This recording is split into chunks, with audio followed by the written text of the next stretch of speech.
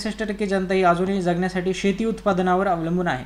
आता इथं उत्पादन शब्दाचं जे ट्रान्सलेशन आहे प्रोडक्शन, हे तसेच तसं केलं पाहिजे का? गरज नाही. सो आपण याला कसं करू शकतो की हे लोक डिपेंड ऑन ॲग्रिकल्चर एवढंच आपण लिहिलं तरी याच्यामध्ये पुरेसं आहे. So after 5 decades of independence nearly 63% of population steel depends on agriculture for its livelihood. Livelihood का? कारण इथे जगण्यासाठी हा शब्द घेतलेला आहे. जगणं आणि लाईव्हलीहूड एकच आहे किंवा उदरनिर्वाह असेल. सर्वायवल नका लिहू, सर्वायवलपेक्षा लाईव्हलीहूड हा शब्द जास्त योग्य आहे. दो इंडस्ट्रियल ग्रोथ इज सिग्निफिकंट आहे. सिग्निफिकंट म्हणजे काय? कन्सिडरेबल आहे किंवा सिग्निफिकंट आहे म्हणजेच नोंद घेण्याजोगे झालेले असेल तरीही. पुढे काय म्हटलंय? शेत जमिनीच्या मालकी हक्कांच्या नियमावलीत बदल झाले. भाडोत्री जमीन कसणारे किंवा तत्सम मालकी हक्काची वाटचाल खाजगी करण्यात आली. म्हणजे काय? Rules of ownership of agriculture land have changed. हे बदल जे झालेले आहेत त्याच्यामध्ये त्यांच्या ओनरशिपमध्ये बदल झालेले आहेत. And land ownership change from rented to a private one. Land ownership ही बदललेली आहे. कशी बदलली? आधी भाडोत्री होती, आता ती प्रायव्हेट झालेली आहे, खाजगी झालेली आहे. Even you can write capitalist one. खाजगीच्या ऐवजी प्रायव्हेटच्या वन ऐवजी आपण कॅपिटलिस्ट असं लिहू शकतो. 1960 सालापासून शेती उत्पादन हे मुख्यतः बाजाराच्या मागणीनुसार वाढायला लागलेले आहेत. आता काही लोकांनी कसं लिहिलं आहे? Market demand. शब्द बरोबर आहे, परंतु त्याच्या ऐवजी चांगला शब्द काय? Market oriented. Agricultural production has increasingly become market oriented since 1960s. आता हे बऱ्याच लोकांना हे छोट्या छोट्या गोष्टी आहेत बघा, परंतु याच्यामध्ये गडबड होते. 1960s हा एस इथं वापरायचा आहे. काही लोकांनी काय लिहिले? 1960 फक्त, म्हणजे जसं की आपण फक्त ह्या वर्षाबद्दल बोलतोय असं नाही. ह्या वर्षाबद्दल आपण बोलत नाही, ह्या दशकापासून पुढचं आपण बोलतोय. 1960s. शेती उत्पादनावर अवलंबून नसलेल्या आर्थिक चळवळी ग्रामीण भागात जोर धरू लागल्या. आता बघा, शेती उत्पादनावर अवलंबून नसलेलं म्हणजे काय? नॉन फार्म आणि आर्थिक चळवळी. आता इथं चळवळ म्हणजे काय? मुवमेंट हा शब्द अभिप्रेत नाही आहे. मुवमेंट असल्यावरती काय होते? त्या राजकीय होतात. आणि मुवमेंटमध्ये काय कुठली गोष्ट इन्क्लूड असते मुवमेंटमध्ये? तर मुवमेंटमध्ये काय असं समजा तुमच्या राजकीय घोषणाबाजी असेल, पोस्टरबाजी असेल, आंदोलन असेल, तर ते तसं काही नाही आहे. So this is the economic activity we are talking about. So non farm activities have expanded in rural areas. ग्रामीण भागामध्ये जोर धरू लागलेले आहेत. आणि या काळात काय झाले? ग्रामीण शहरी ही विभाजन रेषा अस्पष्ट झाली. म्हणजे काय? Become blurred. काय ब्लर झालेले? Urban rural divide. आता काही लोकांनी डिवायडिंग लाईन लिहिले, तीही चालेल, परंतु डिवायडिंग लाईनपेक्षा नुसता डिव्हाइड हा शब्द जास्त योग्य ठरतो.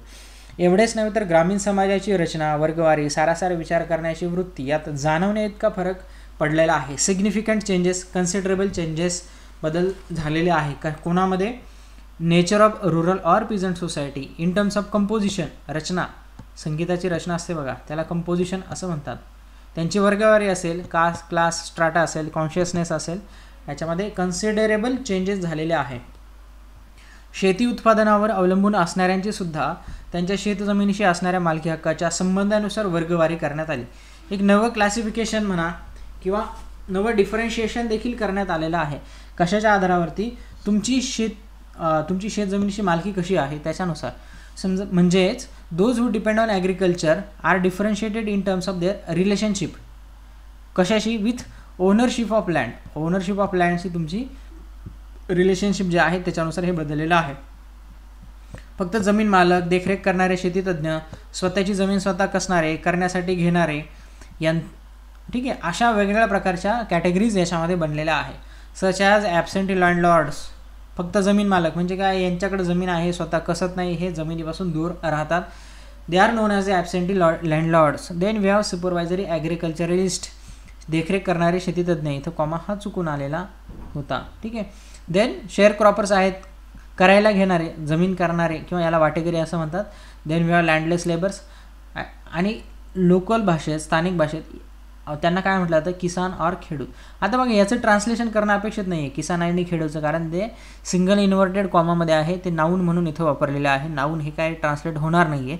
सो इन लोकल पार्लन्स किंवा लोकल लँग्वेज असे आपण लिहू शकतो. In local language they are known as the kisan और खेडूत. फार तर आपण इथं काय करू शकतो? किसान आणि खेडूत ट्रान्सलेटेड हे जे आहे याच्यामध्ये आपण काय करू शकतो? असं सिंगल इन्व्हर्टेड कॉमा इथं देऊ शकतो.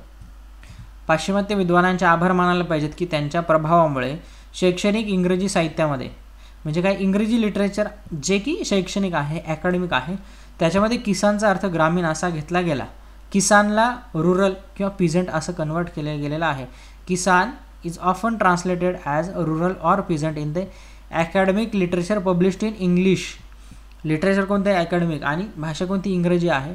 आणि काय म्हटलेलं आहे की कोणाच्या प्रभावामुळे हे वेस्टर्न स्कॉलर जे आहे, western scholarship. So thanks to the influence of western scholarship, kisan is often translated as peasant rural in the academic literature published in English. Right, इथपर्यंत क्लिअर असेल. पुढे काय बघा, ग्रामीण हा संदर्भ संभ्रमात पाडणारा आहे, म्हणजे तिथं तुम्हाला संभ्रम तयार होईल. So the term rural is ambiguous, याचा वापर वेगवेगळ्या अभ्यासकांनी वेगवेगळ्या तऱ्हेने लावला. So used by different authors or variously by same author in different studies. ठीक आहे. एका अर्थाने या संदर्भात स्वतःची थोडी जमीन असणारे, एकत्र कुटुंबातले शेतकरी आणि मुख्यतः स्वतः कष्ट करणारे शेतकरी असं येतात. म्हणजे ह्या ज्या कॅटेगरीज केल्या याच्यामध्ये काय येणार आहेत की जॉईंट फॅमिली ॲग्रिकल्चरलिस्ट येतील, स्मॉल होल्डिंग किंवा लँड होल्डिंग असे शब्द वापरू शकतो, आणि ऑपरेटेड, कष्ट करणारे म्हणजे ऑपरेटेड. बघा, लँड इज ऑपरेटेड. आता हे कष्टाला काही इंग्रजी शब्द लिहिण्याची गरज नाही आहे. Holdings, land holding is being operated by family labour only, म्हणजे त्यांच्या घरचेच लोक आहेत. पण दुसऱ्या अर्थाने पूर्णवेळ शेतीवर अवलंबून असणारे, त्याच्यामध्ये कोण येतं? मालकीची शेतजमीन नसणाऱ्यांचा. राईट, म्हणजे लँडलेस लेबरर्स, शेतजमीन नसणाऱ्यांचा, तसेच देखरेख करणाऱ्यांचा, शेतीतज्ञांचा समावेश होतो. On the other hand it includes all those who depend on land, including landless laborers as well as a supervisory agriculturalist. ठीक आहे. सो अशा पद्धतीने ट्रान्सलेशन आपण केलेलं आहे. सारांश लेखनचा पॅसेज आपण बघूया. काय सांगितलं बघा याच्यामध्ये, बेसिकली अनलॉफुल ॲक्टिव्हिटीचा जो कायदा आहे, UAPA हा जो कायदा आहे, याचा कशा पद्धतीने ज्युरिस्प्रुडन्स बदललेला आहे, याचा वापर नुसतं लॉ अँड ऑर्डरचा प्रॉब्लेम झाला तरीही त्याला टेररिझमचा प्रॉब्लेम कन्सिडर करून ते प्रॉब्लेम जे स्थानिक किंवा कन्व्हेन्शनल कायदे जे आहेत IPC सारखे, त्यांनी ते प्रॉब्लेम सॉल्व्ह न करता थेट UAPA उगारला जातो आहे. ते तसं व्हायला नको आहे, आणि ते तसं न होऊ देण्यासाठी किंवा UAPA कधी वापरलं पाहिजे त्याच्या गाईडलाईन्स किंवा त्याचं एक फ्रेमवर्क तयार करून देणारं हे एक जजमेंट आहे. ठीक आहे. आपल्याला आता सारांशाचं लेखन करायचं आहे. शब्दसंख्या त्यांनी 238 दिलेले आहे. साधारण 80 शब्दांपर्यंत हे आपण लिहायला पाहिजे. ±10 धरायचं. 80, 70 ते 90 हे इथपर्यंत चालतं बघा. आता आयोग काय करते, आपल्याला तिथं वर्ड काउंट देते, म्हणून आपली देखील जबाबदारी आहे की आपण पॅसेज लिहिल्यानंतर खाली तिथे वर्ड काउंट आपला लिहा. टायटल दिलेलं आहे UAPA आणि Indian jurisprudence, vagueness of the definition of terrorism. आता हा टी कॅपिटल झाला, स्मॉल हवा होता. Has been highlighted in the recent orders of जजेस रिगार्डिंग UAPA ज्युरिस्प्रुडन्स. ठीक आहे. त्यांनी काय सांगितलं की टेररिझमची जी डेफिनेशन आहे ती थोडीशी वेग बनत चाललेली आहे. The UAPA had become the black box of Indian jurisprudence, हेच त्यांनी, ही सेंट्रल थीम आहे. त्याच्यामध्ये ते पुढे काय सांगतात की the law and order problem should not be equated with the terrorist problem, आणि जो लॉ अँड ऑर्डरचा जो प्रॉब्लेम आहे should be dealt with conventional offence law instead of UAPA. म्हणजे IPC सारखे कायदे असतील तर त्यांनी हे तुम्ही सॉल्व्ह करा, UAPA वापरू नका.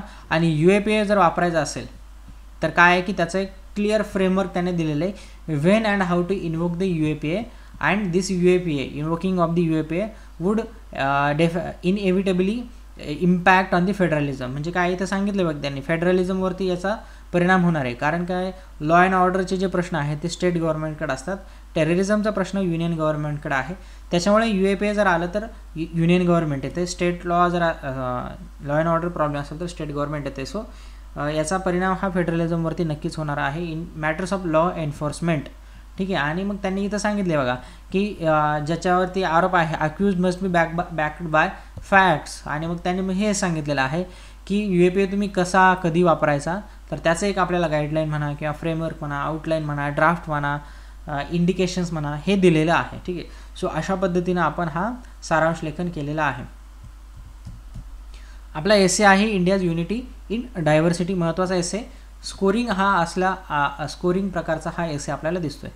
एसे लिहिताना आपल्याला माहिती आहे स्ट्रक्चर करावं लागतं, आणि स्ट्रक्चरमध्ये 2 गोष्टी ह्या इनएव्हिटेबली येतात, स्टार्ट आणि कन्क्लुजन. ठीक आहे. आता बघा, एसे लिहिण्याच्या पूर्वी आपले जे टायटल आहे ना, हे कमीत कमी 3-4 वेळा वाचा, आणि मग त्या टायटलचा अर्थ समजून घ्या, आणि मग तो फोकस काय आहे तो समजून घ्या, आणि मग एसे लिहा. बऱ्याचदा काय होतं, आपण अर्धा एसे लिहितो आणि नंतर कळतं की काहीतरी मिसिंग आहे. हे का होतं, कारण आपण टायटलकडे व्यवस्थित लक्ष देत नाही, म्हणून टायटल व्यवस्थित वाचा. आता समजा आपण टायटल वाचायला घेतलं इंडियाज युनिटी इन डायव्हर्सिटी, पहिला शब्द काय होतो इंडिया. मग इंडिया म्हणजे काय हा प्रश्न आपल्याला लगेच पडतो. म्हणजे इंडिया म्हणजे आपण जॉग्राफीबद्दल बोलतोय का, बरोबर ना, जॉग्राफी, किंवा आपण पीपल्सबद्दल बोलतोय का, लोक, पीपल्सबद्दल आपण बोलतोय का, PEOPLE. ठीक आहे. आता बघा समजा जॉग्राफी जर म्हटलं तर आपण म्हणजे इंडियाची युनिटी इन डायव्हर्सिटी आपण म्हणतो, पण मग कोणत्या इंडियाची, whether we are talking about north India, whether we are talking about south India, whether we are talking about north east India, right. So आपण जॉग्राफिकली इंडियाबद्दल बोलतोय का, लोकांबद्दल बोलतोय, वेगवेगळ्या भाषा बोलणारे, धर्म असणारे, इथनिक ओरिजिन वेगवेगळे असणारे लोक, कोणाच्या युनिटीबद्दल बोलतोय. मग आता हे बोलतोय म्हणजे काय असं नाही लिहायचं की आपण कोणाबद्दल बोलतोय, परंतु मी हे सांगतोय पॉईंट्स आपल्याला, डायमेन्शन्स, फॅक्ट्स तयार करायला, म्हणजे हे सगळे लिहिलं पाहिजे की इंडियाची युनिटी जी आहे ती कशी आहे. मग इंडियाचं geographical, India is a geographical unit आहे, also India is the nation unit आहे. There are people in India, right, who thinks that they are part of the same nation. So there is a feeling of oneness, weness, unity is there. म्हणजे आपल्याला सुरुवात करायला इंडियाबद्दल आपण लिहू शकतो, इंडियाच्या युनिटीबद्दल लिहू शकतो. युनिटी हा फोकस आहे बघा, नॉट डायव्हर्सिटी. बऱ्याच लोकांनी फक्त डायव्हर्सिटी लिहिली आहे की लँग्वेज आहे, धर्म आहे, हे आहे, जात आहे, धर्म, हे सगळं डायव्हर्सिटी लिहिली, पण युनिटी लिहायचं राहून गेलेलं आहे. त्याच्यामुळे स्ट्रक्चर तयार करा, सांगा की डायव्हर्सिटी कुठं आहे, मग डायव्हर्सिटी असून सुद्धा युनिटी का आहे, हा पॉईंट बराच मिस झालेला दिसतोय. आणि मग कुठल्या गोष्टींमुळे आपल्या युनिटीला धोका आहे हे आपल्याला लिहायचं आहे. स्टार्ट करताना कसं करणार आहे आपण, म्हणजे एकतर बघा तुम्ही पुराणांपासून सुरुवात करा, महाभारतापासून सुरुवात करा, भारत, इंडियाबद्दल कोणी काय लिहिलेलं आहे त्याच्याबद्दल सुरुवात करा, एखाद्या मूवीमधला प्रसंग घ्या तुम्ही, एखादा सीन घ्या, एखाद्या गाण्यातलं वाक्य घ्या, मजहब नाही सिखाता आपस में बैर रखना, हिंदी है हम हिंदी है, बरोबर ना. एखादी स्टोरी घ्या, एखाद्या एक्सपर्टचं ओपिनियन घ्या, एखादी कविता घ्या, एखादं कोटेशन घ्या, कुठल्याही एखाद्या प्रकारे एखादी न्यूज घ्या. म्हणजे जसं गणपती बसल्यानंतर गणपतीच्या मंडपामध्ये काय होतं, मुस्लिम लोकांनी नमाज पडले, किंवा केरळमध्ये फ्लड आला होता तर त्यावेळेस काय झालं होतं की मंदिराची साफसफाई मुस्लिमांनी केली होती. सो अशा पद्धतीनेच दाखवा की अशी काहीतरी न्यूज आली होती आणि मग आपल्याला याच्यातून दिसतं की इंडियामध्ये डायव्हर्सिटी असली तरी युनिटी आहे. सो अशा पद्धतीने काहीतरी आपल्याला स्टार्ट करणं गरजेचं आहे. बघा फॉर एक्झाम्पल विष्णू पुराणमध्ये काय सांगितलेलं आहे, उत्तरम यत समुद्रस्य हिमाद्रश्चैव दक्षिणम वर्षम भारतम नाम भारती यत्र शांती. म्हणजे काय, भारत हा समुद्राच्या उत्तरेला आहे ना, right. Country that lies north of the ocean and south of the snowy mountain is called as a Bharat. Geographical unity इथं आपल्याला ऑब्व्हियसली दिसते. ठीक आहे. मग आपण काय केलं, असा स्टार्ट केला. मग दुसऱ्या पॅसेजमध्ये आपण काय करणार, युनिटी आणि डायव्हर्सिटी ह्यांच्याबद्दल लिहायला सुरुवात करणार, इव्हन भारताबद्दल थोडासा उल्लेख करणार. आता बघा डायव्हर्सिटी म्हणजे काय, diversity is not the inequality, म्हणजे diversity is differences rather than inequality. असमानतेला आपण डायव्हर्सिटी म्हणत नाही, आपण फरकाला डायव्हर्सिटी म्हणतो. फॉर एक्झाम्पल एखाद्या व्यक्तीची मातृभाषा समजा आपण म्हटलं तमिळ आहे आणि एखाद्याची समजा मातृभाषा आपण म्हटलं की बंगाली आहे. सो डिफरन्स आहे, दॅट इज डायव्हर्सिटी. म्हणजे बंगाली भाषा आणि तमिळ भाषा याच्यामध्ये काय असमानता नाही आहे, हा फरक आहे, हे लक्षात घ्या. म्हणजे समजा तुम्ही असं लिहिलं की मुकेश अंबानीकडे एवढी संपत्ती आणि भारतातल्या 80% लोकांकडे एवढी संपत्ती तेवढी एकट्या मुकेश अंबानीकडे आहे. So this is inequality, this is not the diversity, बरोबर ना. तो जस्टिसचा प्रश्न, न्यायाचा प्रश्न येतो. सो तशा पद्धतीने आपल्याला लिहिलं नाही पाहिजे. आपल्याला डायव्हर्सिटी ही अशा पद्धतीने दाखवायची. युनिटी म्हणजे इंटिग्रेशन, एकात्मता, सेन्स ऑफ वननेस असेल, वीनेस असेल, फिलिंग ऑफ वननेस असेल, ज्याने सोसायटी टुगेदर राहते. So unity without uniformity, unity एकात्मता असण्यासाठी युनिफॉर्मिटी म्हणजे सारखेपणा असणं गरजेचं नाही आहे. म्हणजे सगळ्या लोकांनी एकच भाषा बोलली तर युनिटी असेल का, तर नाही आहे. युनिफॉर्मिटी म्हणजे सगळ्यांनी एकच गोष्ट करणे, त्यातून युनिटी आपल्याला अपेक्षित नाही आहे, बरोबर ना. हे पण आपल्याला लिहिणं गरजेचं आहे. आपल्याला इंटिग्रेशन महत्त्वाचं आहे. म्हणजे आपण असं लिहू शकतो, हे समजा तमिळ आहे, संस्कृत आहे, बंगाली आहे, गुजराती आहे, मराठी आहे, वेगवेगळ्या भाषा, परंतु काही कॉमन गोष्टी आपल्याला इथं दिसून येतात, बरोबर ना. मग ती युनिटी आपल्याला तसं दाखवायची. फॉर एक्झाम्पल तुम्ही जर बघितलं समजा नॉर्थ महाराष्ट्रामध्ये गेला तर अहिराणी भाषा तिथं वापरली जाते आणि अहिराणीमध्ये क्रियापद काय वापरलं जातं, शे. आणि थोडंसं वरती गेलं तर गुजरात सुरू होतं आणि गुजरातमध्ये क्रियापद काय आहे, छे.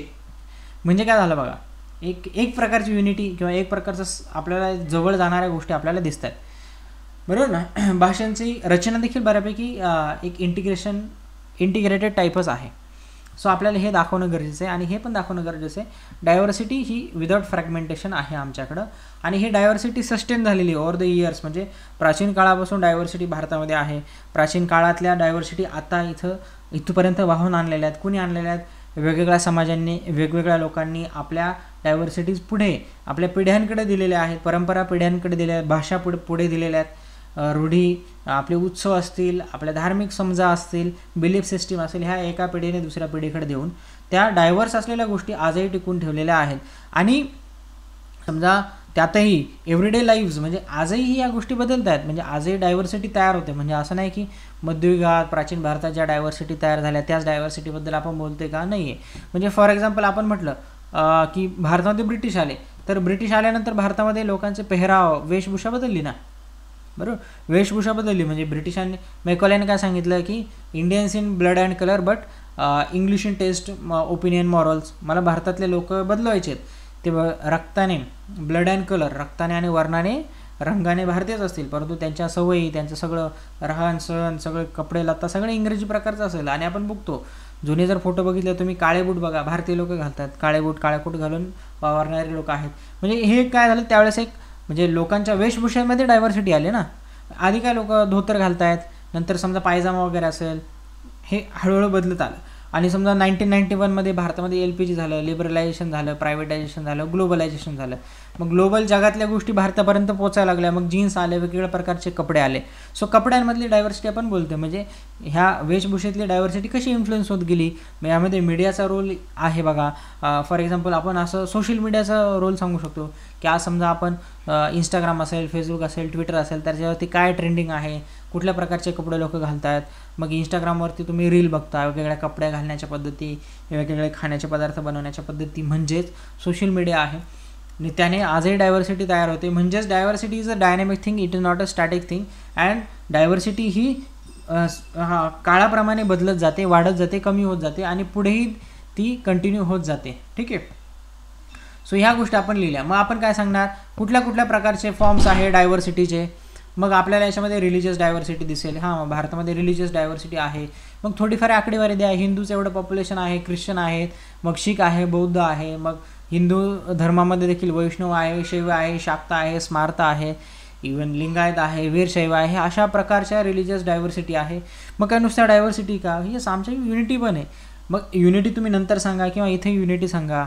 म्हणजे फॉर एक्झाम्पल तुम्ही जर बघितलं आहे हिंदू मॅरेज ॲक्ट समजा आपण बघितलं आहे हिंदू मॅरेज ॲक्ट तर त्यामध्ये हिंदू कोण आहे तर हिंदूच्या डेफिनेशनमध्ये काय सांगितलं आहे हिंदूमध्ये हिंदू असतील शीख असतील बौद्ध असतील जैन असतील. कारण रूढी परंपरा आणि बऱ्याचशा वागण्याच्या पद्धती ह्या सारख्या आहेत ह्या वेगवेगळ्या कम्युनिटीच्या. म्हणजे काय रिलिजन वेगळं आहे तुमची बिलीफ सिस्टीम एक आहे. त्याच्यानंतर तुम्ही समजा म्हटलं वैष्णव संप्रदाय असेल किंवा वैष्णविझम असेल बुद्धिझम असेल जैनिझम असेल अहिंसेचं तत्त्व सगळीकडे सांगितलेलं आहे सत्य अहिंसा हे सगळीकडे आहे बरोबर. ह्या सगळ्या गोष्टी तुम्ही जर बघितल्या तर किंवा आपण समजा म्हटलं ख्रिश्चन धर्म आहे आणि समजा आपल्याला बघा म्हणजे फार काही इंटेलेक्च्युअल असण्याची गरज नाही आपल्याला निबंध लिहिताना किंवा डेटा तयार करताना. समजा तुम्ही फादर फ्रान्सिस दिब्रिटो आपल्याकडे वसईला चर्च आहे तिथले एक फादर आहे. मराठी साहित्य संमेलनाचे मागच्या वर्षी ते अध्यक्ष देखील होते आणि मराठी साहित्यामध्ये त्यांचं फार मोठं नाव आहे. ख्रिश्चन एक फादर आहेत ते म्हणजे धार्मिक व्यक्ती आहे ख्रिश्चन धर्माची व्यक्ती परंतु मराठी साहित्यामध्ये योगदान आहे. म्हणजे काय झालं रिलिजन वेगळं आहे परंतु भाषेमुळे एकत्र झालेत. किंवा बऱ्याचदा असं होतं की रिलिजन वेगळं असलं तरी बऱ्याचशा रिलिजनमधल्या गोष्टी कॉमन देखील तुम्हाला सापडू शकतात. किंवा भारतामध्ये समजा जे इस्लाममध्ये कन्वर्ट झालेले जे इथले पूर्वीचे लोक होते समजा तुम्ही जर बघितलं मुस्लिम महिलांमध्ये तुम्ही बऱ्याचदा बघितलं तर काय असतं बघा बांगड्या घालण्याची पद्धत किंवा टिकली लावण्याची पद्धत गळ्यामध्ये काही अलंकार घालण्याची पद्धत. म्हणजे काय तुमचं रिलिजन वेगळं आहे परंतु तरी तुमच्या काही गोष्टी कॉमन आहे. So there is a unity right. म्हणजे काय नुसती डायव्हर्सिटी आहे का नाही तर युनिटी आहे. मग तुम्ही लँग्वेजची डायव्हर्सिटी सांगितली त्यासाठी काहीतरी डेटा दिला बघा. पीपल्स लिंग्विस्टिक सर्व्हिस आहे एक त्याच्यामध्ये सांगितलं की भारतात 780 लँग्वेज बोलल्या जातात आणि वेगवेगळ्या फॅमिलीज आहेत लँग्वेजच्या. फॉर एक्झाम्पल इंडो आर्यन आहे द्रविडियन लँग्वेज आहे सिनो तिबेटियन आहे नॉर्थ ईस्टवाले जे बोलत आहेत ते. भाषा ह्या प्रचंड विविधतेच्या आहेत. त्याच्यातही म्हणजे बोलीभाषा आहे प्रमाण भाषा आहे. भाषांची नावं लिहिणं गरजेचं आहे थोडक्यात इथं. उदाहरणार्थ बोलीभाषेंची नावं लिहा महाराष्ट्रातल्या समजा कोकणी असेल आगरी असेल वराडी असेल खानदेशी असेल बरोबर ना. मग ह्या भाषांच्या बोलीभाषा आहेत, प्रमाण भाषा आहेत, भाषांच्या एकमेकांवरती कसे इन्फ्लुएन्स आहे, जे आपण मगाशी छे आणि शेचं उदाहरण बघितलं. किंवा तुम्ही असं सांगू शकता की संस्कृतचा तमिळवरती प्रभाव आहे, तमिळचा मराठीवरती, मराठीचा कन्नडवरती, बरोबर ना. मराठीचा आणि हिंदीचं कनेक्शन आहे, देवनागरी लिपी असल्यामुळे. गुजरातीमधले, मराठीमधले, हिंदीमधले बरेचसे शब्द समान आहे. पंजाबीमधले बरेचसे शब्द हिंदीमध्ये येत आहेत, बरोबर ना. सो बंगालीमधले बरेचसे शब्द इकडं तिकडं. आपल्याला हे दाखवायचं आहे की असं असलं तरी बरेचसे शब्द कॉमन आहेत, भाषेचे शाब्दिक रचना सारखे आहेत तुमच्या. आपल्याकडे रेशियल डायव्हर्सिटी, वेगवेगळ्या प्रकारच्या वंशाचे लोक आहे, नेग्रिटो आहे, प्रोटो ऑस्ट्रोलाइड आहे, मंगोलाइड आहे, नॉर्थ ईस्टकडचे असलेले, कॉकेशियड आहे, बरोबर ना. मग हे वेगवेगळ्या प्रकार, नॉर्डिक आहेत. तर अशा पद्धतीचे आमच्याकडे रेशियल डायव्हर्सिटी देखील आहे, तरी एकात्मता आहे ना, हे आपल्याला सांगणं गरजेचं आहे. कास्ट डायव्हर्सिटी आहे. त्याच्यानंतर आपल्याकडे क्लास, ज्याला आपण म्हणतो वर्ग, क्लासची डायव्हर्सिटी आहे. क्लास आणि कास्टमध्ये काय फरक आहे? क्लास ही बंदिस्त गोष्ट आहे बघा, म्हणजे ब्राह्मण, क्षत्रिय, शूद्र, वैश्य आणि त्यानंतर समजा तुम्ही 5वा वर्ण पंचम, अतिशूद्र, शुद्धातिशूद्र किंवा चांडाळ असा ॲड केला तर ते 5 होतील. परंतु समजा ब्राह्मणात तो ब्राह्मणच राहणार, ब्राह्मण हा समजा शूद्र होणार नाही, शूद्र वैश्य होणार नाही. परंतु कास्टमध्ये मात्र वर खाली होतं. म्हणजे समजा सामाजिकदृष्ट्या समजा लॅडर काढली, एक सोशल लॅडर काढली कास्टची. समजा एक कास्ट इथं आहे, सामाजिकदृष्ट्या तिचं स्थान इथं आहे आणि दुसऱ्या कास्टचं स्थान इथं आहे, तर बऱ्याचदा ही कास्ट इथं जाऊ शकते, ही कास्ट इथं येऊ शकते. सो कास्टची डायव्हर्सिटी आहे. That is called as a Sanskritisation or upward mobility. भारतामध्ये मोठे सोशलिस्ट होऊन गेले, M.N. श्रीनिवास असं एखाद्या एक्सपर्टचं नाव, थिंकरचं नाव आपल्या याच्यामध्ये येणं गरजेचं आहे. म्हणजे काय होतं बघा, सोकॉल्ड खालच्या थरावर असलेले लोक सोकॉल्ड वरच्या थरावरच्या लोकांसारखं वागण्याचा प्रयत्न करतात आणि वरती जातात. समजा सतीचं उदाहरण जर दिलं आपण, बंगालमध्ये सतीचं प्रमाण काय आहे? बंगालमध्ये डेव्हलपमेंट व्हायला सुरुवात झाली कारण ब्रिटिशांनी बंगालला आपला पाया बनवलेला आहे. मग डेव्हलपमेंट व्हायला सुरुवात झाली तर मग काय की खालच्या वर्गातले लोक वरती जाण्याचा प्रयत्न करायला लागलेले आहेत. वरच्या लोकांच्या रूढी परंपरा आत्मसात करणे हा त्याचा एक मार्ग असतो. जसं की तुम्ही बघितलं, मराठी फिल्म इंडस्ट्रीतले लोक काय करतात, बॉलिवूडला कॉपी करतात, बॉलिवूडवाले काय करतात, हॉलिवूडला कॉपी करतात. हॉलिवूडवाल्यांची समजा वेशभूषा असेल तसे भारतात लोक करतात. सो आपल्यापेक्षा सोकाळ वर जो आहे ना त्याच्यासारखं वागण्याचा एक प्रकार केला जातो. बंगालमध्ये ते झालं, वरच्या वर्गात सती जाते ना, मग खालच्या वर्गातल्या लोकांनी सती जायला सुरुवात केली आणि मग सतीचं मोठं प्रमाण वाढून गेलं. म्हणून 1829ला ते राजाराम मोहन रॉय असेल, बेंटिक असेल, त्यांना ते सतीचा कायदा पहिला बंगालमध्ये झाला, नंतर 1830ला इकडं बॉम्बेमध्ये झालेला आहे. आंबेडकरांनी म्हटले बघा, सती हा एका टिपिकल वरच्या वर्गाचा प्रश्न तो काय सगळ्या लोकांचा प्रश्न नाही. खालच्या जातींमध्ये सती नाहीच आहे. का नाही आहे? महाराष्ट्रामध्ये स्पेसिफिकली बघितलं तर डॉक्टर बाबासाहेब आंबेडकर काय म्हणतात, खालच्या जातींमध्ये स्त्रीला हे तुमचं लेबर म्हणून बघितलं गेलं, काम करणारी व्यक्ती म्हणून. ते उगाच तिला सती कशाला जाऊन देते, एक माणूस कामाचं कमी होईल. So this system is called as a Sanskritisation, म्हणजे खालून वर जाण्याचा प्रयत्न करणे. त्याच्यामुळे काय होते, कास्ट ह्या काही सारख्या राहत नाही आहे. किंवा मी तुम्हाला उदाहरण देतो, एक शब्द बघा, वंगाळ नावाचा एक शब्द आहे. वंगाळ तुम्ही ऐकला असेल. वंगाळ शब्दाचा अर्थ काय होतो, खराब.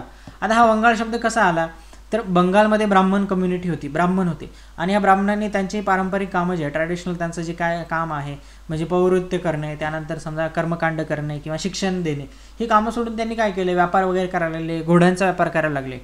मग इथले बंगालचे ब्राह्मण बाहेर पडले, नॉर्थ इंडियामध्ये गेले, घोडे विकायला लागले आणि मग बाकीचे ब्राह्मण त्यांना खराब ब्राह्मण म्हणायला लागले, बंगालमधून आलेले वंगाळ. मग तो शब्द इकडे आला बघा. म्हणजे काय झालं, ब्राह्मणांमध्ये हा फरक पडायला लागला. समजा तुम्ही किरवंत नाटक नाव ऐकलं असेल, किरवंत, रवंत, ब्रह्मानंद गजवी नावाचे नाटककार आहेत आणि त्यांनी हे किरवंत नाटक लिहिले. काय दाखवलेलं आहे की आपल्याकडे जे दशक्रियाविधी असेल, पिंडदानाचे कार्यक्रम करणारे जे ब्राह्मण समाज आहे किंवा जे ब्राह्मण ते करतात, तर त्यांना उर्वरित ब्राह्मण हे कमीपणाने त्यांच्याकडे बघतात, कमी लेखतात. तर ह्या गोष्टीत म्हणजे आपल्याला हे देखील लिहिणं गरजेचं आहे की आमच्याकडे अशा प्रचंड भयानक प्रमाणात जाती आहेत आणि त्यांचं वैविध्य आहेत आणि सतत वर खाली होते. 3000 जाती हे वर्ण वगैरे आहेत. सो हे जगात कुठंच नसलेली ही अशी मोठी डायव्हर्सिटी भारतामध्ये आहे. कल्चरल डायव्हर्सिटी आहे आपल्याकडं, बरोबर ना. म्हणजे आर्ट आहे, आर्किटेक्चर आहे. म्हणजे नॉर्थला गेलं तर वेगळं आर्किटेक्चर, आसाममध्ये गेलं तर वेगळं आर्किटेक्चर, दक्षिणेकडे आलं तर समजा आपण मंदिरांचं आर्किटेक्चर जर म्हटलं तर साऊथला कुठल्या प्रकारचं आर्किटेक्चर आहे तर ते आहे द्रविडियन आर्किटेक्चर. नॉर्थला नागर शैलीतले मंदिरं आहेत, पूर्व भारत, मध्य भारत वेसर शैलीतले आहेत. घरांची पद्धत वेगळी. समजा तुम्ही कच्छमध्ये जर गेले तर गोलाकार झोपड्या आहे, म्हणजे झोपडीच्या दोन्ही साईडने वारा हा निघून जातो आणि झोपडीला आडव येत नाही. तुम्ही आसाममध्ये ब्रह्मपुत्रेच्या काठावर जर गेले तर काय होतं, तिकडे गेल्यानंतर तिथल्या लोकांची घरे कशी, बांबूची घरं आहेत. मग खाली बांबू असतील आणि हे वरती घर असेल, म्हणजे पाणी आलं तरी खालून निघून जाईल. म्हणजे आर्किटेक्चर वेगवेगळं आहे. डान्स फॉर्म भारतामध्ये समजा 8 आपण क्लासिकल डान्स जे म्हणतो, म्हणजे कथक आहे उत्तर प्रदेशचा असेल, त्यानंतर आसामचा साऊ डान्स असेल, त्याच्यानंतर आपल्याकडं ओडिसामधला डान्स आहे, ओडिशी डान्स आहे, भरतनाट्यम आहे तमिळनाडूचं, केरळामधलं काय आहे आपल्याकडं कथकली आहे, त्याच्यानंतर कुचिपुडी आहे. सो ही वेगवेगळ्या प्रकारचे डान्स फॉर्म आहे. त्याच्यानंतर स्थानिक परंपरांमधल्या वेगवेगळ्या प्रकारचे डान्स फॉर्म आहे.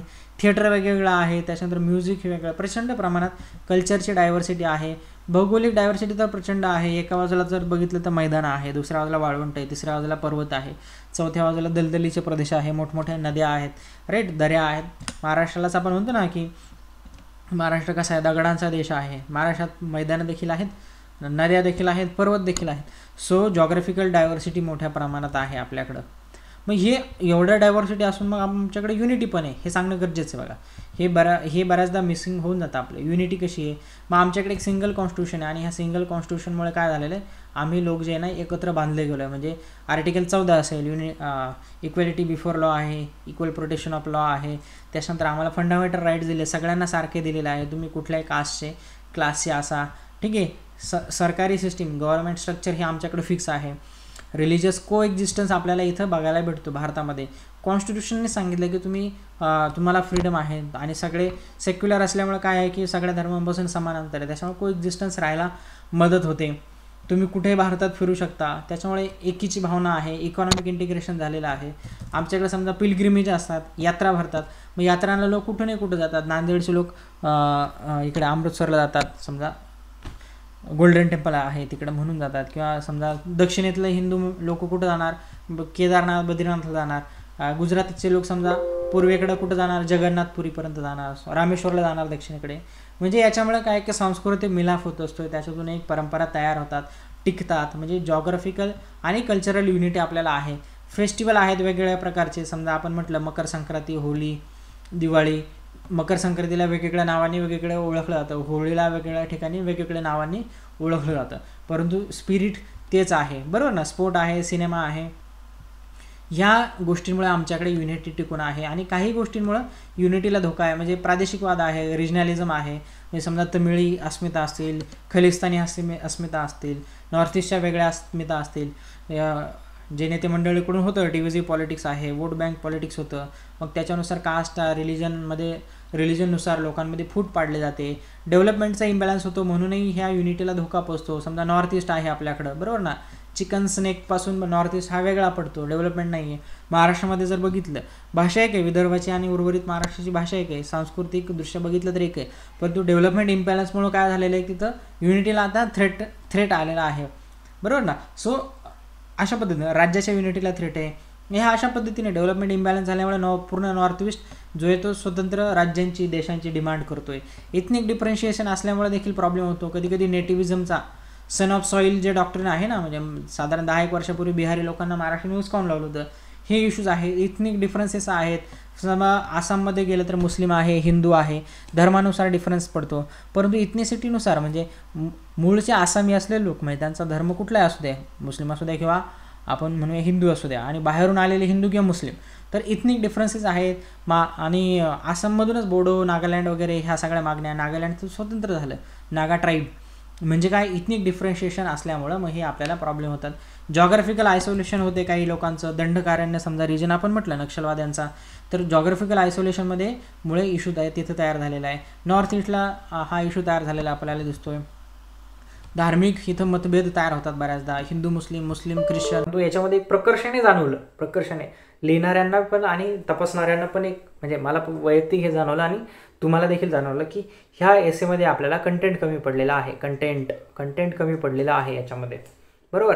तर काय होतं बघा, आता हा एसे आपण असा एक सिलेक्ट केला होता रिव्हर पोल्युशनचा, तो कदाचित वॉटर पोल्युशनवरती येऊ शकतो, जनरल पोल्युशनवरती देखील येऊ शकतो. त्याच्यामुळे मी आता बघा, आपण परीक्षेला प्रेडिक्ट करू शकत नाही कुठला एसे येईल. म्हणजे आपण एक अंदाजे काही एसे असे म्हणू शकतो की हां याच्यापैकी काही येऊ शकतात, परंतु परफेक्ट कुठला येईल आपल्याला माहीत नाही. त्याच्यामुळे तेवढी तयारी आपली प्रत्येक विषयाची मिनिमम तयारी असली पाहिजे. म्हणजे समजा रिव्हर पोल्युशनवरती कमीत कमी 7-8 फॅक्ट्स, 7-8 डेटा, 7-8 प्रकारचा डेटा हा आपल्याकडे पाहिजे. समजा गंगेचं पोल्युशन किती झालं, महाराष्ट्रातली एखादी पोल्युटेड नदी, तिचं नाव. आता महाराष्ट्रातल्या काही नदीचं कोणी नावच लिहिलं नाही, म्हणजे महाराष्ट्रातल्या नद्या काही पोल्युटेड नाहीच आहे का, बरोबर ना. समजा नॉर्थ ईस्टमधली तर ठीक आहे पोल्युशन कमी, बंगालमध्ये पोल्युशन आहेच ना नद्यांचं. गंगा आणि फार फार तर यमुना याच्या बियॉन्ड आपण गेलेलोच नाही. आता ऑब्व्हियसली त्या इम्पॉर्टंट नद्या जास्त एरिया कव्हर करता म्हणून ते ठीक आहे, परंतु इंडियामधलं पोल्युशन आपल्याला विचारलं, मग आपली दृष्टी एखादं तरी पर्टिक्युलरली कॉन्शियसली एखादं तरी एक्झाम्पल आपण अशा पद्धतीने टाकणं गरजेचं आहे. म्हणजे काय आहे की आता बघा काय करावं लागतं आपल्याला, थोडासा कंटेंट तयार करावंच लागेल आपल्याला. म्हणजे थोडंसं समजा रिव्हर पोल्युशन थोडा बेसिक डेटा थोडा सर्च करणं आपल्याला गरजेचं आहे. साधारण एक स्ट्रक्चर कसं तयार होऊ शकतो की काय आहे रिव्हर पोल्युशन, काय आहे, कुठे होते आणि का होते, आणि मग त्याच्यावरती सोल्युशन काय, साधारणपणे असं आहे. आता रिव्हर पोल्युशन कसं आहे किंवा बेसिक कन्सेप्ट त्याची सांगितलेली लोकांनी. पोल्युशन काय असतं, कंटेमिनंट असतात, ते एंटर करतात एखाद्या वॉटर बॉडीमध्ये, रिव्हरमध्ये, then that river becomes the polluted river. ठीक आहे. सो ही अशा पद्धतीने वगैरे साधारण लिहिलेलं आहे. पण याच्यामध्ये काय आहे की नद्यांची नावं, एखादी पोल्युटेड नदीचं नाव, किती पोल्युशन झालेलं आहे, तर हे आपल्याला तिथं करणं गरजेचं आहे. ठीक, तिथं सांगणं गरजेचं आहे. ठीक आहे. आता याच्यामध्ये स्टार्ट काय करू शकतो आपण ह्या निबंधामध्ये,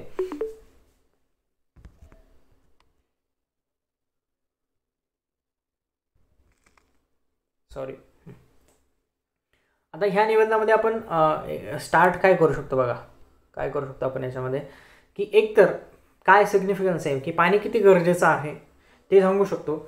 आणि ते सांगताना काय करायचं बघा, आता जनरली आपण सांगतो की वॉटर इज लाईफ वगैरे, परंतु ते थोडंसं ज्याला म्हणतो ना आपण ते टच करणारं पाहिजे. म्हणजे तुम्ही असं सांगितलं, कंपॅरिझन करून सांगितलं की पृथ्वीवरती एवढं पाणी, त्यातलं फ्रेश वॉटर एवढे, बाकीचं सगळं समुद्रात आहे, आणि फ्रेश वॉटरपैकी 97% बर्फाच्या स्वरूपात आहे, आणि मग उरलेलं पाणी एवढंच आहे, आणि पाणी किती कमी बघा, आणि त्यातलं आपण सगळं पाणी पोल्यूट करतोय. दॅट इज ज्याला म्हणतो ना की स्ट्रायकिंग होते ते, जर आपण अशा पद्धतीनं स्टार्ट केला तर. ठीक आहे. किंवा दुसरं काय करू शकतो, समजा तुम्ही जसं आपण मगाशी म्हटलं न्यूजपेपरचे हेडलाईन द्यायची सिम्पल. काय आहे की समजा इंडियन एक्सप्रेसची ही बातमी काय सांगते, इंडियन एक्सप्रेसची बातमी, river pollution, MPCB Maharashtra pollution control board issues closure notice to 100 industrial units along Mithi river. Mithi नदी जी आहे, मिठी रिव्हर जे आहे तिच्या बाजूला जे असलेले काही इंडस्ट्रियल युनिट जे आहे त्याला ते क्लोज करायला सांगितलेलं आहे महाराष्ट्र पोल्युशन कंट्रोल बोर्डने, बरोबर ना. म्हणजे झालं आपल्या निबंधाला स्टार्ट. मग आपण सांगायचं की हे का झालेलं आहे किंवा याचा परिणाम काय होणार आहे. किंवा दुसरी एक बातमी बघा, NGT terms river of plastic video as alarming. म्हणजे नॅशनल ग्रीन ट्रायब्युनल जे आहे त्यांनी हा एक व्हिडिओ बघितला होता की नदीमध्ये सगळं प्लास्टिक आहे, आणि त्यांनी सांगितलं की इट इज व्हेरी अलार्मिंग. किंवा तुम्ही अशी एखादी स्टार्ट करू शकता की नदीचं पाणी आहे आणि ते खराब पाणी पिऊन काय झालं की काही मुलांना डायरिया झालेला आहे किंवा कॉलरा झाला, टायफॉईड झालेला आहे, असे एखादे पर्टिक्युलर समजा एखादं आपण म्हटलं गंगानगर नावाचं ठिकाण आहे आणि तिथे पाण्याची शुद्ध पाण्याची सोय नसल्यामुळे शेजारून जी नदी जाते, एखादी नदीचं नाव तुम्ही घ्या आणि त्या नदीतलं पाणी ते लोक पित आहेत, आणि एका वेळेस 70 लोक तिथले ॲडमिट केले हॉस्पिटलमध्ये आणि एकदम भयानक परिस्थिती झाली. असं काहीतरी उदाहरण आपण तयार करू शकतो. हेल्थवरती डायरेक्टली इम्पॅक्ट दाखवू शकतो आपण. ठीक आहे. त्याच्यानंतर इथं काय दिलेलं अजून बघा, FAO food and agricultural office जे आहे, तर त्यांनी काय सांगितलं आहे की सध्या आपण पाण्याचं प्रमाण किती वाढवलं आहे, तर लोकसंख्या जेवढ्या पटीत वाढते त्याच्या दुप्पट पटीत पाण्याचं मागणी वाढते. यांनी देखील सुरुवात करू शकतो. आणि बघा आपण किती पोल्युशन केलेलं आहे, मग त्याला आपण जोडून देणं गरजेचं आहे. म्हणजे नुसतं स्टार्ट अशी रँडम स्टार्ट करून गरजेचं नाही, म्हणजे नुसती रँडम स्टार्ट करून जमणार नाही. स्टार्ट केली तर त्याला खाली काहीतरी आपण जोडून दिलं पाहिजे की हां बघा आता असा प्रॉब्लेम तयार झालेला आहे. ठीक आहे. किंवा हे आपण असं म्हटलं की 30% of major Himalayan rivers are biologically dead. म्हणजे काय की त्या बायोलॉजिकली ह्या रिव्हर आपल्या डेड झालेल्या आहे. म्हणजे अशा पद्धतीने आपण देऊ शकतो. वर्ल्ड वॉटर डेव्हलपमेंट रिपोर्ट आहे 2012चा, त्यांनी काय सांगितलेलं आहे की डेव्हलपिंग कंट्रीज ज्या आहे 70% ऑफ इंडस्ट्रियल वेस्ट आणि 80% of domestic waste is said to flow untreated into the river. म्हणजे एवढ्या मोठ्या प्रमाणात रिव्हरचं पोल्युशन आहे जे विकसनशील जे देश आहेत ते. ठीक आहे. मग आता याच्यामध्ये आपलं जे मेन कंटेंट जे आहे, सुरुवात खूप लोकांनी चांगली केली की भारतामध्ये नदीला गॉड नाही मानले जात बरं का, गॉडेस देवी मानलं जातं. गॉडेस शब्द काही लोकांनी गॉड शब्द लिहिलेला आहे. ठीक आहे. इंग्रजीचं आपल्याला बऱ्यापैकी काम करणं गरजेचं आहे. मग हे लिहिले आहे की व्होली रिव्हर आहेत आणि starting from Indus valley civilisation, Egypt civilisation, Mesopotamian civilisation, ह्या सिव्हिलायझेशन डेव्हलप कुठं झाल्या on the bank of river. त्याच्यामुळे हे रिव्हर हे मानवी संस्कृतीचा अविभाज्य भाग आहे, essential part of the human civilisation आहे. बट पोल्युशनमुळे आता असं झालेलं आहे, हे आपण सगळ्यांनी लिहिलेलं आहे. कंटेंटमध्ये काय लिहायचं आहे, पोल्युशन कुठं होते, का होते, कसं होते, लोकेशन्स, त्याचे इम्पॅक्ट, हा डेटा थोडासा गरजेचा आहे. हा थोडासा डेटा इथे दिलेला आहे बघा मी, हा तुम्हाला नंतरही कामात येईल. ठीक आहे. आता काय आहे, central pollution control board, central गव्हर्नमेंटची जी बोर्ड आहे, त्यांनी काय सांगितलेलं आहे 2015 साली की भारतातले 50% रिव्हर जे आहेत त्या सिग्निफिकंटली पोल्युटेड आहे. 50% of Indian rivers are significantly polluted. And हे आपण डायरेक्टली आपल्या निबंधाच्या स्टार्टिंगला देखील वापरू शकतो, कंटेंटमध्ये देखील वापरू शकतो. रिव्हर पोल्युशनमध्ये आपल्याला डेटा पाहिजे काहीतरी. मग नद्यांची नावं किती पोल्यूट झाल्या आहेत, कुठं पोल्यूट झालेल्या आहेत. फॉर एक्झाम्पल गंगा जे आहे मागच्या काही दशकांमध्ये, since last 2 decades right, even the water flow is getting reduced day by day. आणि त्याचबरोबर काय होतं, पोल्युशन देखील वाढतंय. आणि ते नमामि गंगे वगैरे ते सगळ्या लोकांनी लिहिलेलं आहे, त्याच्यामध्ये काही नवीन नाही आहे, ते तर येणारच आहे. परंतु कसं पोल्युशन होते, समजा तुम्ही स्टार्ट करताना एखादी न्यूज दिलेली आहे आणि मग ती न्यूजला धरून डायरेक्ट मग हे सांगायचं की गंगेचं पोल्युशन एवढ्या मोठ्या प्रमाणात वाढते, Yamuna most polluted river of the India. म्हणजे तुम्ही अल जझीराच्या डॉक्युमेंटरीज बघा, BBCच्या डॉक्युमेंटरीज बघा. तुमचा स्टार्टसुद्धा एवढा इफेक्टिव्ह असलं पाहिजे ना की ते वाचणाऱ्यांना ते पोल्युशन दिसलं पाहिजे, असं त्याला तो वास आला पाहिजे, गटारचा वास आला पाहिजे, ते सिवेज, मानवी एक्सक्रिटा, ह्युमन एक्सक्रिटा जे आपण म्हणतो तो डायरेक्ट फ्लो होतोय नदीमध्ये. कानपूरमध्ये जे सगळे लेदर इंडस्ट्री आहे तिचं सगळी घाण, जी सांडपाणी, कुत्रे, डुकरं आणि ते प्लास्टिक आणि ते एकदम काळं पाणी, तो यमुनेला आलेला मध्यंतरी ते असं धुक्यासारखं यमुना नदी सगळी कवर झाली होती बघा. ते सगळं ते फॉस्फेटमुळे सगळं तयार होतं आहे, तो अमोनिया. म्हणजे ते एकदम ती सगळी घाण जी आहे ना ती ते चेक करण्याच्या माइंडमध्ये बसली पाहिजे की बापरे खूपच पोल्युशन भयानक आहे, असं काहीतरी. म्हणजे उदाहरण द्या की तो डबक्यात त्याचा पाय पडला. म्हणजे उदाहरण समजा दिलं की अमुक माणूस गेला यमुनेमध्ये होली स्नान करायला गेलेला आहे आणि त्याने त्या डबक्यात पाय दिलेला आहे आणि डबक्यात पाय दिल्याबरोबर त्याच्या पायाला घाण चिकटली, अंगाला सगळी घाण चिकटली, सगळा वास त्याच्या नाकामध्ये बसलेला आहे, त्याच्या डोक्यामध्ये ती घाण गेलेली आहे आणि त्याला तिथं उभंच राहावं, तो पळून आलेला आहे. आणि त्याने बघितलं शेजारी एक बाई काय होती की ते ॲज अ होली वॉटर म्हणून ते घरी घेऊन जात होती. सो कॉन्ट्राडिक्टरी किती ह्या गोष्टी आहेत. सो अशा पद्धतीने आपण हे स्टार्ट करू शकतो. ठीक आहे. डेटा आपण बघत होतो, वर्ल्ड बँकेचा डेटा आहे बघा. काय सांगते वर्ल्ड बँक की इंडियामध्ये हेल्थ कॉस्ट जी वॉटर पोल्युशनची जी हेल्थ कॉस्ट आहे it is almost 3% of the GDP right. Huge आहे ना. 3% GDPचा लॉस होतो तुमच्या हेल्थ कॉस्टमुळे आणि जे की वॉटर पोल्युशनमुळे होत आहे. 80% of the illness are because of the water borne डिसिजेसमुळं 80% लोक आजारी पडत आहेत. ठीक आहे. 2015चा सेंट्रल पोल्युशन कंट्रोल बोर्डचा डेटा आहे. यातला आता असं गरजेचं नाही की हा सगळा डेटा आपल्या निबंधात वापरायचा आहे, यातला काही डेटा तरी आपल्या निबंधात रिफ्लेक्ट व्हायला पाहिजे. भविष्यात येणारे समजा परीक्षेला लकीली अनलकीली समजा याच्यावरती टॉपिक आला, ह्या टॉपिकवरती एसे आला तर काही आपल्या डेटा तिथं वापरता येईल.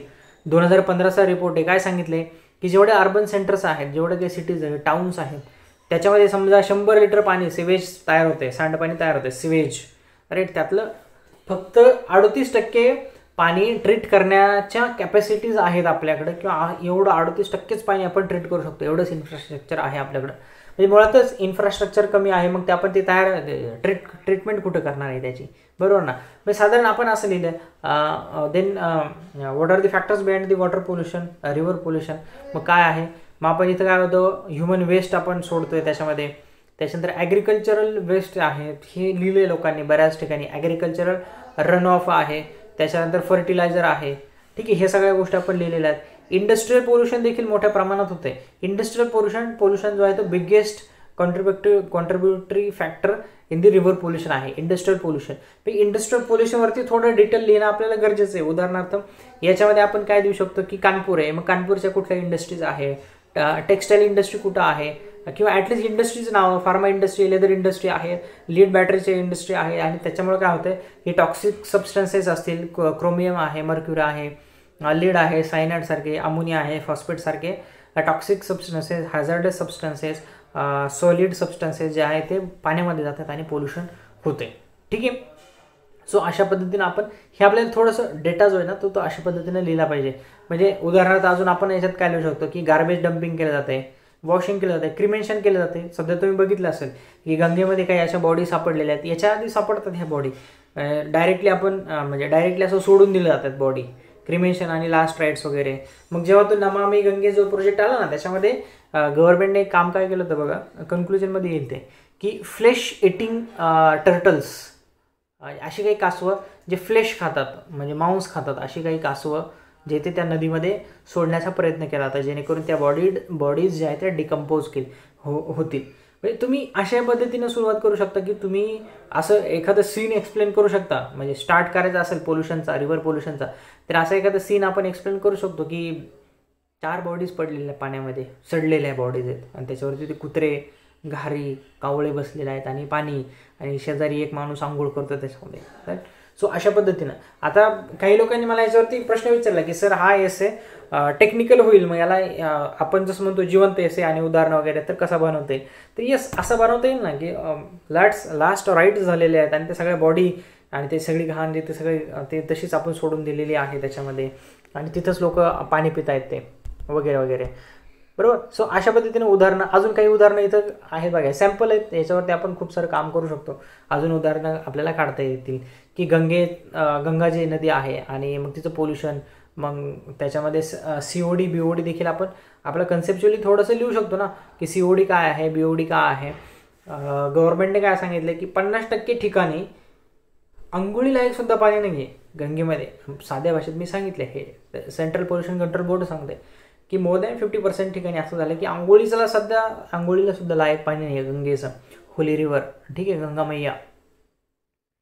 भारतामध्ये 108,000 टाउन्स आहेत, जे काही असं समजा आपण म्हटलं की तिथं 160 टाउन्स असे आहेत की तिथं ट्रीटमेंटचे प्लांट आहेत. हा देखील आकडा आहे. समजा काही शहरांची नावं तुम्हाला, नद्यांची नावं लिहायची. वाराणसीचा प्रॉब्लेम लिहा. काय आहे की नायट्रेटचा हायर कॉन्सन्ट्रेशन वाराणसीमध्ये आहे, क्लोराईड आहे, फिकल कॉलिफॉर्म बॅक्टेरिया जे आहे, बॅक्टेरियाज ई कोलाई असतील, त्याच्यानंतर वेगवेगळ्या प्रकारचे बॅक्टेरिया ह्या दूषित पाण्यामुळे तयार होतात, हे देखील आपण लिहू शकतो. तुम्ही जर एक थोडंसं तुमचं नॉर्थ इंडियन कोणी मित्र वगैरे असेल ओळखीचे किंवा तुम्ही थोडंफार डेटा तुम्हाला थोडंफार माहीत असेल, नॉर्थ इंडियामध्ये काय आहे की ह्या नद्या सपाट प्रदेशातून वाहतात, मैदानी प्रदेशातून, त्यांचे फ्लड प्लेन्स हे फार मोठे असतात. तर काय आहे की जिथे ज्या एरियाजमध्ये, लोकॅलिटीजमध्ये, गावांमध्ये टॉयलेट्सची सुविधा नाही आहे, तर हे लोक मग कुठे जातात, ते फ्लड प्लेनमध्ये जातात आणि सगळी ती घाण जी आहे ती नदीमध्ये जाते.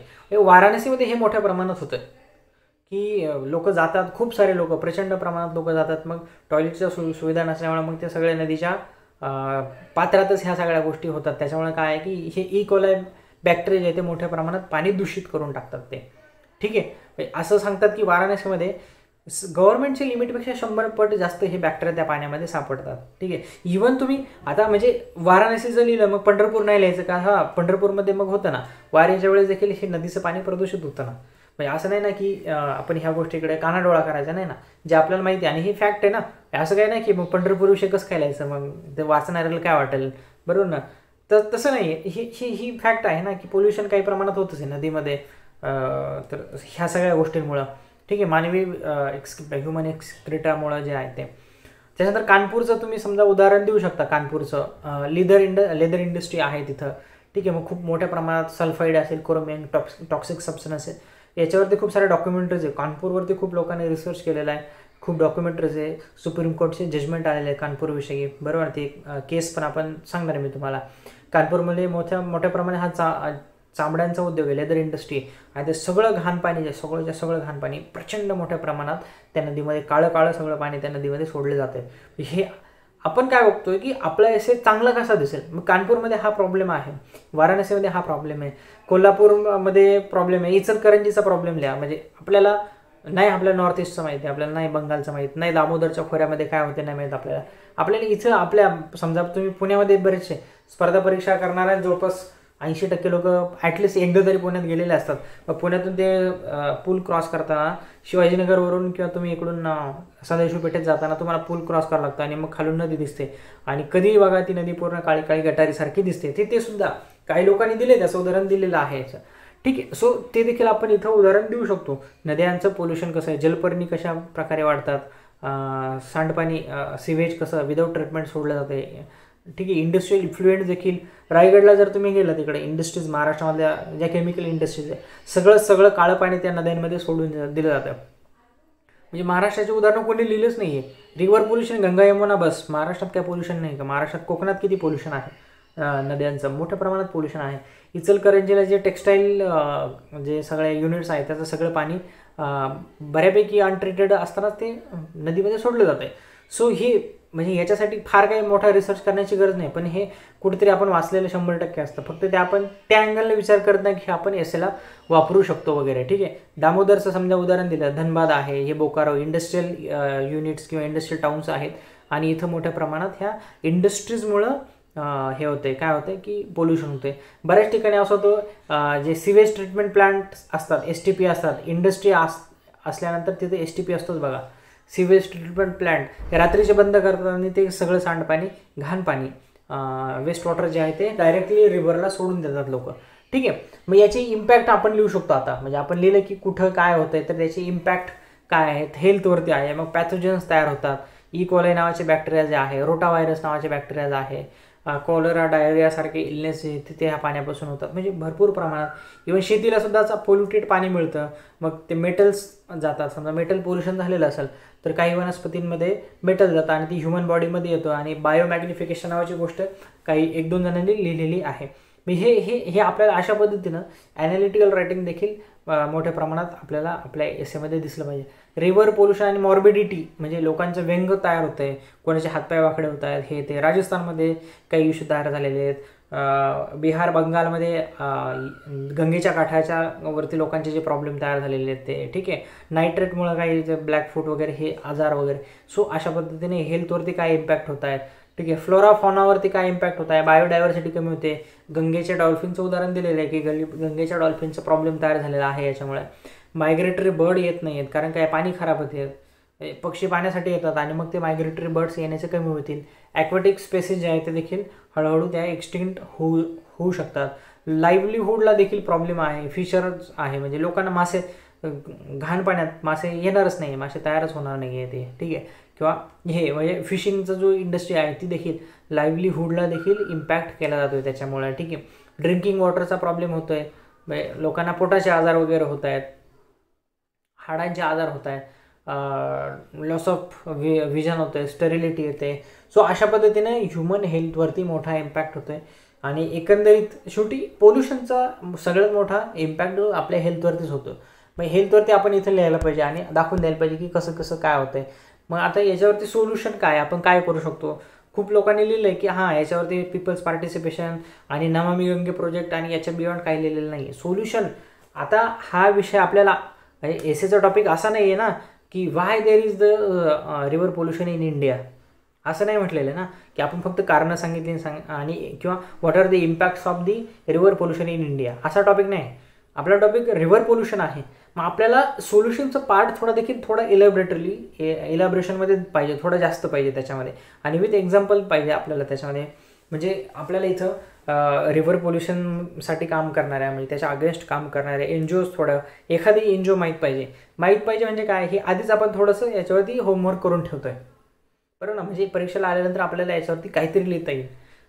किंवा काही व्यक्ती आहेत, काही काम करणारे, काही एन्व्हायरमेंटलिस्ट आहेत, काही संस्था आहेत, सरकारचे काही फ्रेमवर्क्स आहेत. तर हे थोडं बेसिक पाहिजे की याच्यामध्ये काम कसं करता येईल, ठीक आहे. म्हणजे आता नमामि गंगे प्रोजेक्ट वगैरे लिहिलेलं आहे, सगळ्यांनी लिहिलेलं आहे, त्याच्यामुळे मी याच्यावरती काय जास्त डिस्कस करत नाही आहे की 2014 नंतर नवीन गव्हर्नमेंट आल्यावरती नमामि गंगेचा प्रोजेक्ट सुरू झाला. मात्र NGTने काय सांगितले बघा, हे देखील आपण लिहिलं पाहिजे की पॉलिटिकल विल कमी पडते. म्हणजे NGTने असं सांगितलं 3 वर्ष झालं एक पाण्याचा थेंबसुद्धा तुम्ही पोल्युशन मुक्त केलेलं नाही, असं काहीतरी ते ऑब्झर्वेशन आहे NGTचं. मग हे गंगा ॲक्शन प्लॅन 1985 पासून सुरू झालं, करोडो रुपये त्याच्यामध्ये खर्च झालेले, लोकांच्या टॅक्सचे पैसे त्याच्यामध्ये गेले, परंतु इफेक्ट रिझल्ट आपल्याला दिसत नाही.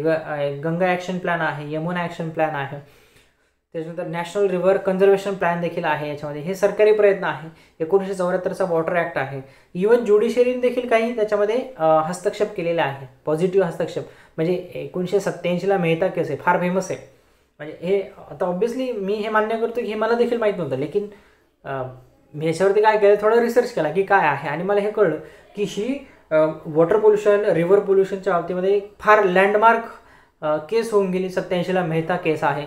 मेहता नावाचे लॉयर आहे आणि त्यांनी सरकारने नद्यांच्या संरक्षणासाठी, पोल्युशनपासून संरक्षण होण्यासाठी काहीतरी केलं पाहिजे म्हणून PIL फाईल केली होती. आणि त्याचंही बॅकग्राऊंड असं होतं की गंगेच्या किनारी एवढ्या केमिकल फॅक्टरीज आणि एवढं ते हॅझार्डस केमिकल होतं की चालू एका स्मोकिंग करणाऱ्या माणसाने ती माचीची जी काडी असते ती अशी हवेत उडवली आणि मोठी आग लागली. जवळपास कितीतरी तास, 36-28 तास काहीतरी ती आग चालू होती, कंट्रोल झाली आणि नाही.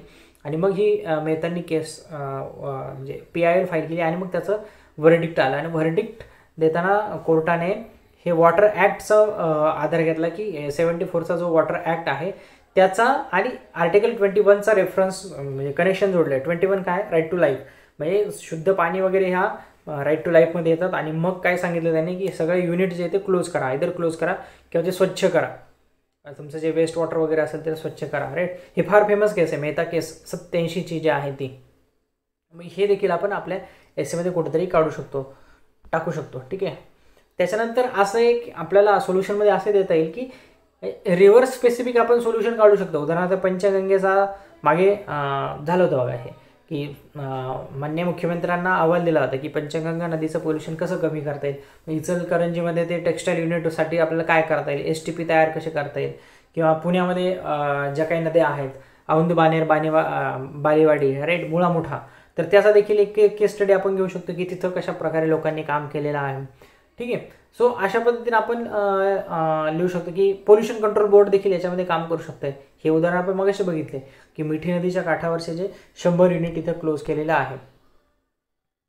किंवा गंगेमध्ये जे आहे आपण काही बायोलॉजिकल उपाय करण्याचा प्रयत्न केला, फ्लेश इटिंग टर्टल आपण केलेलं आहे, किंवा बायो रिमेडिफिकेशन जे आपण म्हटलं तसे काही उपाय आपल्याला इथं करता येतील का. सो अशा पद्धतीचं लिखाण आपल्याला इथं करणं गरजेचं आहे. कन्क्लुजनमध्ये किंवा कन्क्लुजनच्या आधीचा पॅरा जो आहे त्याच्यामध्ये आपण ह्या सगळ्या गोष्टी करतोय. सोल्युशन, वे फॉरवर्ड, सरकार काय करू शकतं, ज्युडिशरी काय करू शकते, लोक म्हणजे तुमच्या आमच्यासारखे लोक, काही संस्था, NGOज काही काम करू शकतात. म्हणजे उदाहरणार्थ काही इथं मी NGOची नावं टाकलेली आहेत बघा. फॉर एक्झाम्पल इथं काय वनशक्ती पब्लिक ट्रस्ट आहे, यांनी बॉम्बे हायकोर्टात PIL टाकली होती की महाराष्ट्रातल्या नद्याचं संरक्षण करण्यासाठी काहीतरी पॉलिसी तयार करायला सांगा सरकारला. हे वनशक्ती पब्लिक ट्रस्ट आणि रिव्हर हे आपण लिहू शकतो. ठीक आहे. राकेश जयस्वाल इको फ्रेंड्स नावाची त्यांची एक NGO आहे आणि अवेअरनेस, लोकांमध्ये अवेअरनेस तयार करण्याचं हे काम करतात, राकेश जयस्वाल आहे. लिगल लॉयर्स काही त्याच्यामध्ये काम करतात पर्यावरणासाठी, नद्यांसाठी. ठीक आहे. किंवा त्याच्यानंतर संकटमोचन फाउंडेशन नावाचं फाउंडेशन आहे वाराणसीमध्ये, ते देखील काय करतात, अवेअरनेस कॅम्पेनिंग करते. त्याच्यामध्ये सायंटिस्ट आणि टेक्निकल एक्सपर्ट आहे. ठीक आहे. त्याच्यानंतर तुम्हाला बाकी माहीत नाही पण हे पुण्यामध्ये हे उदाहरण बघा, जीवित नदी नावाचं एक उपक्रम चालवलं होतं किंवा हे रादर NGO आहे बघा हे. ठीक आहे. याच्यामध्ये काय केलं तर लोकांचं पार्टिसिपेशन नदी स्वच्छ करण्यासाठी वापरलं जातं. म्हणजे ॲडॉप्ट अ स्ट्रेच प्रोग्राम, म्हणजे नदीचा एक पट्टा तुम्ही घ्या, ॲडॉप्ट करा आणि तो स्वच्छ करा. ठीक आहे. म्हणजे नेचर वॉक प्रोग्राम वगैरे शाळेतल्या मुलांना घेऊन जायचं, दाखवायचं की कसं आपल्याला हे गरजेचं आहे, त्यांना थोडंसं त्याच्यामध्ये अवेअरनेस करायचं, काम करायला लावायचं, काम म्हणजे स्वच्छतेचं वगैरे. म्हणजे अशा पद्धतीनं ही NGOज काम करतात. म्हणजे नुसतं सरकारचं काम नाही आहे हे, तर सरकारबरोबर माणसांचे म्हणजे व्यक्तींचे, संस्थांचे याच्यामध्ये किंवा पीपल्स पार्टिसिपेशन जे आहे ते आपल्याला याच्यामध्ये हवं आहे. ठीक आहे. सो अशा पद्धतीने आपण हे कन्क्लुजनमध्ये करू शकतो. आता बघा कन्क्लुजनमध्ये बऱ्याचदा काय होतं, म्हणजे बऱ्याच लोकांच्या एसेमध्ये मी हे लिहून दिलं आहे की कन्क्लुजनमध्ये डेटा वगैरे शक्यतो टाकायचा नाही, कन्क्लुजन थोडं जनरल लिहायचं. आता याच्यामध्ये आपण कन्क्लुजन काय लिहू शकतो की वॉटर हे लाईफ आहे आणि मग ते आपल्याला सेव्ह करायचं असेल तर मग हे आपल्या लाईफला सेव्ह करायचं असेल तर वॉटरला सेव्ह करायला लागेल आपल्याला, बरोबर ना. मग त्याच्याबरोबर नुसतं सरकार काम करून जमणार नाही आपल्याला, तर active people's participation, community participation, त्याच्यानंतर पीपल्स ऑडिट वगैरे ह्या ज्या गोष्टी आहे, पीपल्स ज्याला म्हणतं की ॲक्टिव्हिजम असला पाहिजे याच्यामध्ये. ज्युडिशरीने देखील ॲक्टिव्हली याच्यामध्ये काम जे आहे ते केलं पाहिजे. आणि टेक्निकली इंटरनॅशनल लेवलची मदत देखील आपण याच्यामध्ये घेऊ शकतो आणि हा भारताचा प्रॉब्लेम जो आहे तो सॉल्व्ह करू शकतो. सो आता ह्या एसेमध्ये कन्क्लुजनला काय करणार आहे आपण, तर ह्या अशा पद्धतीने आपल्याला कन्क्लुजन करावं लागेल. ठीक आहे. ह्या एसेमध्ये खूप सगळ्यात चांगला एसे हा लिहू शकत होतो आपण, परंतु असं झालं नाही. सगळ्यात चांगला एसे मायग्रेशनचा लिहिला गेलेला आहे, याच्यावरती लिहिता आलं नाही. हा एसे खूप टेक्निकली जरी आपल्याला दिसत असलं तरी हा ह्युमन टच आपल्याला याच्यामध्ये पाणी वगैरे ह्या गोष्टी असल्यामुळे खूप सारा आपल्याला देता येईल. ठीक आहे. सो अशा पद्धतीने हा एसे आपण इथे डिस्कस केलेला आहे.